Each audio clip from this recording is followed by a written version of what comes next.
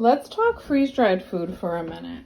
Things that I like and I've used up, made more of, things that we don't really use. And let me know down in the comments, do you freeze-dry food? What's your favorite? Here's what those 5 trays got down to. I got 2 quarts of ramps. 1 quart, this is like spinach and kale from the greenhouse.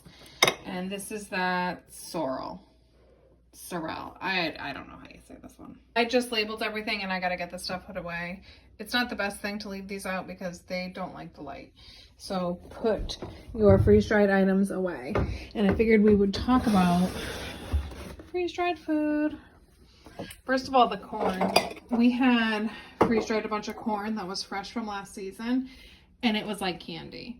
And then I freeze-dried some corn that was just like freezer corn, that was organic corn from the freezer section, and it's okay, but it's no candy. Tomatoes, we used a bunch, probably a whole nother thing of this and almost a whole one of those.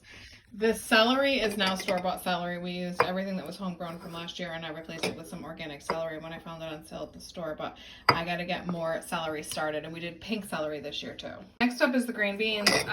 We haven't used them at all. We did grind up some and put it in a green powder, so that was good, but I haven't really used the green beans. Zucchini, we used 1 each and we are to the next batch, and I didn't preserve any more than this. I am going to do zoodles next year. I think they take up more of the space, but I think it will be convenient because I do like to eat that. We haven't necessarily touched the bok choy that I harvested, and it's just bok choy, but we do eat a ton of greens, and this is my last one that I just brought up. In the winter, I did freeze dry some broccoli, just some organic store-bought broccoli. And the pumpkin pie and the roasted pumpkin I have been using, just like adding to things if I want like a pumpkin like chai tea or something. The stock is good. I have been using that. That's awesome. Cucumbers, I really haven't, although I should. Peppers, I do use a lot. And this winter I did some avocado, so we haven't even used that yet, but we can have guacamole whenever we want now. Just started using some horseradish powder and stuff. I was kind of afraid of it because I thought it was going to be really hot, but it turns out it's not. Found out that I tend to use kale in flakes, which is why I did ramp flakes instead of this. So I think I'm just going to throw this in my green mix and not even have this to the side. I want to use this. This is the one I did, the flowers from the Malamar spinach. It's really pretty. I feel like we need to be using that up in some things.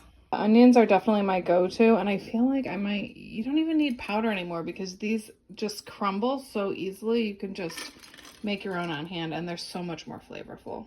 I use tomato powders in a lot of stuff. It adds a nice sweetness, and it's really good, especially like on cheese or pizza. I have this like forever fruit salad going on. It's really good. Blueberries are probably my favorite. Banana are amazing. I did find that the stuff that I preserved tastes way better than the stuff that's just like frozen from the store once again. So think about that when it's fruit season, and you can grab those things while they're in season and preserve them then, because the flavor is just so much better. Ice cream sandwiches look a mess, but that's definitely a family favorite.